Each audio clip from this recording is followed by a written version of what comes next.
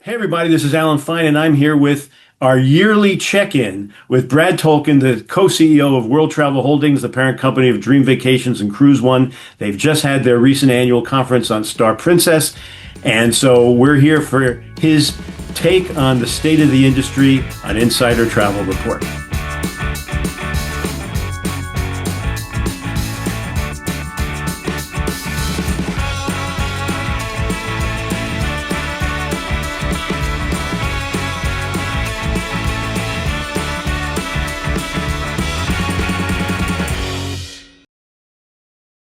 Brad, thank you for this.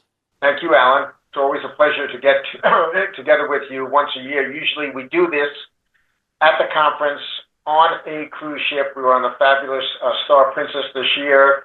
Next year we're going to be on Royal Caribbean Star of the Seas, so we're staying in the Star family, different cruise companies, but the Star family, and it's just a fabulous product. I have not been on Princess since 2014 when we had our last conference on the Regal Princess, and it's just amazing how the product has advanced and how much it was just a wonderful experience, and I'm glad we did it. So, but tell us about the conference. We usually have this quick conversation. The number of travel advisors, suppliers, and staff, is it up from last year? How did that fill out? I don't know the exact numbers. I think it's consistent with last year. So when we take our conference on a cruise ship, we do have certain limitations. This is a revenue cruise, a normal cruise for the cruise line, and we need breakout rooms. We obviously need the theater, and they restrict us on how many breakout rooms we can have at one time, how big those breakout rooms are, when we could use the theater, because again, this is a normal cruise and there needs to be theater productions, there needs to be rehearsals. Some of these breakout rooms are restaurants. So we really find that we're really at that limit of about 1,000 total guests that we can bring onto these cruise ships now. And as such, what we have done, which Michael can get you more detail, Drew could speak to it, Debbie could speak to it, but what we've done, we have a lot of sort of mini conferences throughout the year that are more specialized, but it helps bolster the limitation that we have.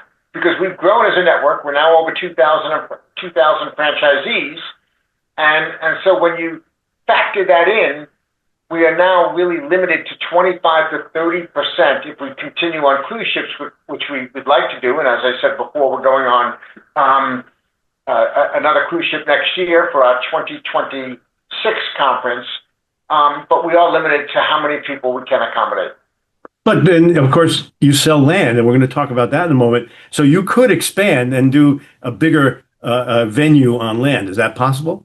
It is possible, and it's something we talk about all the time. And in fact, this year, we did combine 2 days of land in Fort Lauderdale at the Hilton Marina Hotel with 5 nights aboard the Star Princess. So we did combine it. But, okay.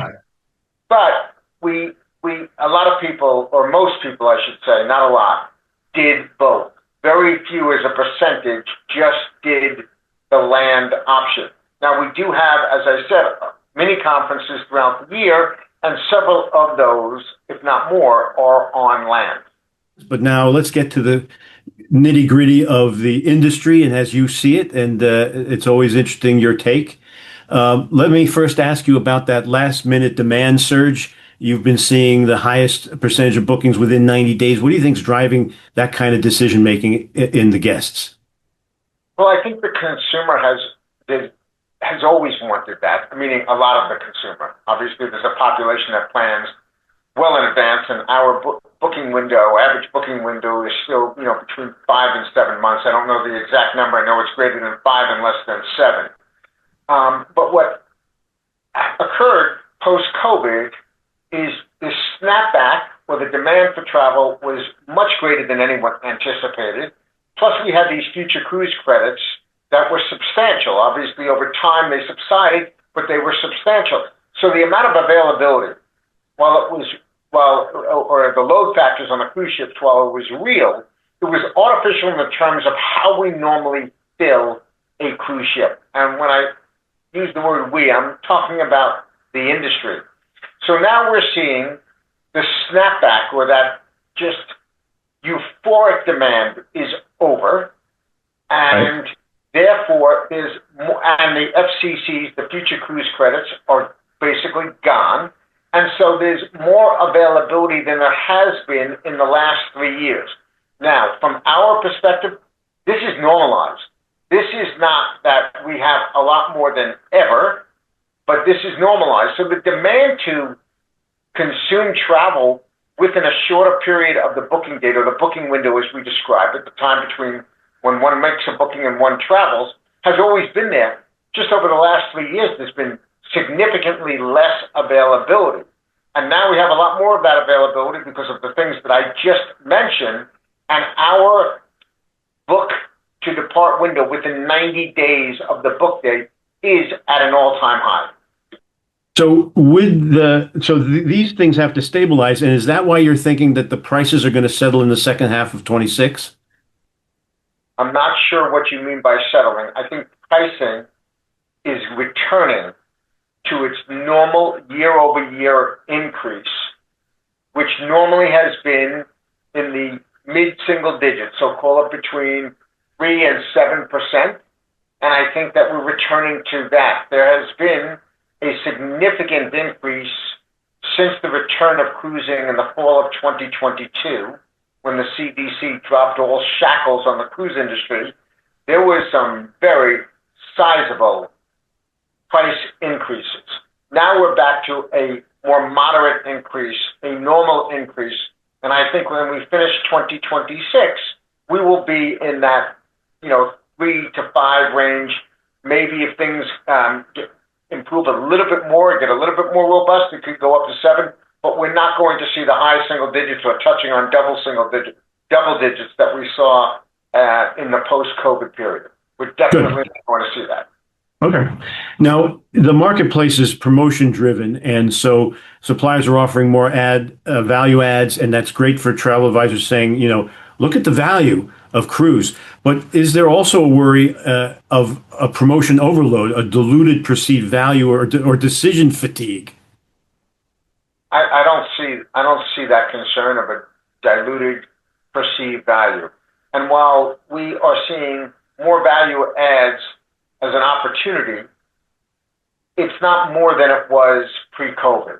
The comparison right now is everyone's looking at the 3-year period post-COVID. Let's call it from the fall of 2022. Again, the last shackle was released by the CDC in September of 2022. So we're just over 3 years from that. So I think the comparison to the last 3 years is just unfair. It was a unique time in the history of leisure travel. Are private islands or private destinations becoming essential for cruise lines' competitiveness, or is it not necessary? I mean, obviously, they're doing it. What are your thoughts? So the private islands are spectacular. And what they have done is several things. First of all, on every private island or private destination, because it's a combination, there are private destinations in a specific island or a specific country. For example, Royal Caribbean is opening up the Royal Beach Club next month in Nassau. So that's not a private island, but it's a private destination. But every private island or private destination, the consumer feedback is fabulous. They love it. So let's start with that. It is well received by the consumer. That's the most important factor, because I always say throughout my organization, the consumer has the loudest voice in the room. So private islands have been around for over 40 years. Norwegian and Disney had the first 2. But clearly, when Royal Caribbean reframed Coco Cay to Perfect Day at Coco Cay, and what they did with that private island, they changed the experience. They upped the game. And now everybody is upping the game on the private destination and private island experience.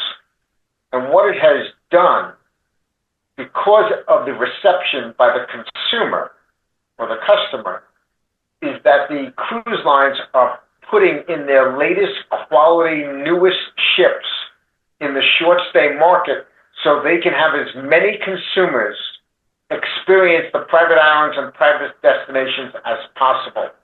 And so we have many more turns than we have had in the past because of this. So it's a win for the consumer, it's a win for the cruise lines, and it's a win for the travel advisor. No, I get that. I get that first-time cruisers, and then they get the island experience. They just start to go for longer trips. I get that. And they're getting on this short product, which traditionally, has been dominated by the older hardware, the older ships. They are now getting on newer product. Carnival just announced I forget if it's next year or 2027, but I know they announced that the Mardi Gras, which is one of their newest ships and a phenomenal product, we had a conference on it, is going to be in the short stay market. So everyone's leaning in that direction. Got it. So let's talk about AI. I know that you've said over and over, everyone says that it's not going to replace the travel advisor. I know that. I know that Dreams Vacation is leaning into AI usage, but I feel, and I'm going to talk to the people that know, that it's mostly inward facing. It's not outward facing because you guys are still doing the high touch with the clients. Is that correct? Well, obviously we have different brands throughout WTH, and the fastest growing brand over the last 5 years for WTH has been our travel advisor brands, Cruise One and Dream Vacations. And that continues throughout 2025. The personal touch will never go out of style. And our numbers, as I just shared with you, scream out that the consumer wants the advice and professionalism and comfort that comes with dealing with a travel advisor. And so I just don't think it's going away. I remember back in the mid-1990s when the internet took off. Not only travel advisors, but many people were predicting many industries would be hurt badly and unemployment would go up. Well, I remember the car industry. I remember couldn't believe that all our prices are out there online. Yeah, the travel advisor community, the demise was well predicted and stronger today than it has ever been. Does it look different? Yes, we have significantly less storefronts than we had back in the mid-1990s. But the travel advisor community and its importance to leisure travel is stronger than it ever has been. And I don't think artificial intelligence is going to change that. I mean, if you look at all of the significant revolutions in our country, whether it be industrial or the various technological revolutions. Remember, first we had in the early 60s the mainframe. Then we had the personal computer. Then we had the internet, which we just spoke about from the mid-1990s. Okay, it was predicted that unemployment would just rise significantly because of all these revolutions. The facts are that the unemployment rate post-1996, so let's just not go back to the Industrial Revolution or even the first technological revolution, but the unemployment rate in the United States since mid-1996 when the internet took off is lower than it was in the last 30 years, is lower than it was in the previous 30 years to 1996. And so we'll evolve. We'll always evolve. We evolve as a country and we will evolve as an industry. But the human touch will never go out of style. Right. You've seen a rise in luxury and group sales. Is there another niche that travel advisors should be keying on while this is going on, so they don't miss out? Is there something else on the rise? Well, for Dream Vacations and Cruise One, the group portfolio has always been very important, very strong. And one of the things that we leaned into over the last 5 years in terms of technology is supporting that strength in groups. Right. In terms of luxury, there's just been an expansion of the product, a significant expansion of the product. Again, 5 or 6 years ago, we didn't have a Ritz-Carlton. Viking Ocean was just, 1 or 2 ships pre-COVID. I forget the exact data, but it was very small. Now we have Four Seasons getting into the business. We have Orient Express getting into the business. We have Aman Resorts getting into the business. We have all the traditional luxury lines expanding, Oceania and Regent and Seabourn and Silver Sea. And over the past 5 years, some of the traditional luxury lines have expanded into expedition cruising with purpose-built ships. So the product has expanded dramatically, and with every expansion, they raise the bar. So naturally, we are following that trend. To answer your question, what are significant trends? Even when you look at the total luxury market versus the contemporary market is it's not even a close call. It's by far the largest market. River cruising took off in the early 2000s. Look at what's happened to river cruising. Viking has 100 river cruise ships out there. They're now an extraordinarily successful public company. AMA has been sold to private equity and is expanding wildly. Celebrity Cruise Lines has 2 river cruise ships that are starting to sail next year, and the reception when they opened the books was overwhelming. It had to be beyond even their expectations, although I don't know that tidbit factually. And so that's been a trend. But even when you look at the size of river cruising, those ships hold between 150 and 190 people. That's less than the size of the tender on these big ships. And Right. so, the entire river cruise industry can fit into 2 large cruise ships today. Yeah, you've always said that. Yeah. So when we look at trends, Alan, I look at the product just getting better and better and better on all the tentacles of distribution or all the products that we sell. And we talked earlier in this phone call about the private island, private destination experience. And that's a product just getting better because those private islands existed, those private destinations existed, except for a few that we've added. But what they've done is they've upped the game. They've upped the experience, and the consumer is loving it. And that gives us opportunities to grow.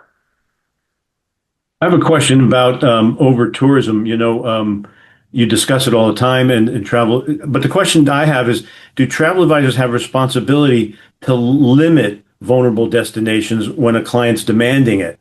What role should travel advisors play in encouraging one type of travel over another? So over-tourism is a real issue, and I think the industry as a whole has a responsibility. And we are travel advisors. And I'll pick on a couple of destinations for a moment, but if your client insists on going to Capri in July and August, it is up to you to tell them what the experience will be when you are in Capri in July and August. It's going to be crowded, it could be very hot, and it's not going to be enjoyable going through the main street of Capri. We don't want to overwhelm destinations. It's in no one's best interest. And as a travel advisor, you have to, if your client wants to go on this particular itinerary, you have to make Educate. them aware. You have to make them aware of what takes place. So, and there's many destinations. Now, there are certain destinations like an island, like Santorini, like Capri, which are well talked about because of the physical aspects of these destinations. They're small, they're narrow, etc. Venice, you have to be careful because those streets are narrow. What's the experience? What's the good experience if you could hardly move, if it's hot, and the only thing you're really seeing is crowds of people? So I think we have a responsibility as advisors during certain times of the year to make the customer aware of what could be happening. And there are alternatives, Alan. And I think by selling the less often traveled but a similar experience, you also gain your client's trust, and that's a good thing too. You gain your client's trust. It's also, there's ways to avoid being in those areas. The shoulder season has expanded. It's become more popular because advisors are speaking to their clients. 10 years ago, we didn't have something called the Christmas Markets River Cruise. That has taken off. It was just announced on our conference that one of the river cruise lines now is going to be sailing 10 and a half months a year. And that's terrific because clients want to experience these destinations as they are, not with crowds that are overwhelming. Because, popular destinations will always have crowds. But when it becomes overwhelming, it's not a great experience. And we just talked about, just like a cruise destination, a private island, then that they manage or own, they're not going to overwhelm that. You will not have Royal Caribbean putting 3 Oasis-class ships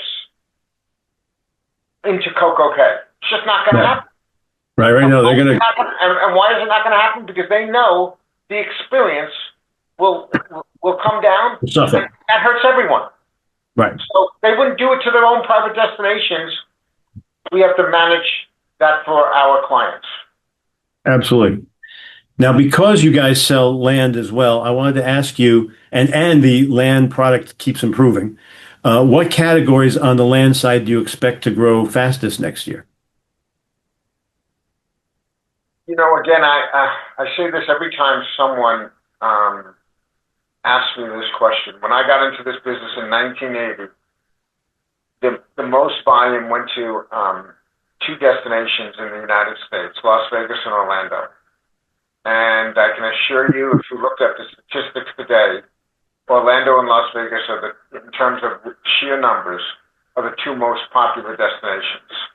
So what is going to continue to be popular for the North American traveler are all-inclusive resorts to the Caribbean and Mexico.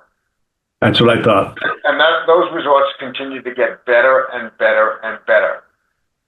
Having said that, our customers love the safaris in Africa. We do a great job with them. Mm-hmm. That's never going to be a large percentage of our business. Our customers love going and experiencing Southeast Asia, but that's never going to be a large part of our business. Our customers love going to the Galapagos and to Antarctica, but it's never going to be a large part of our business.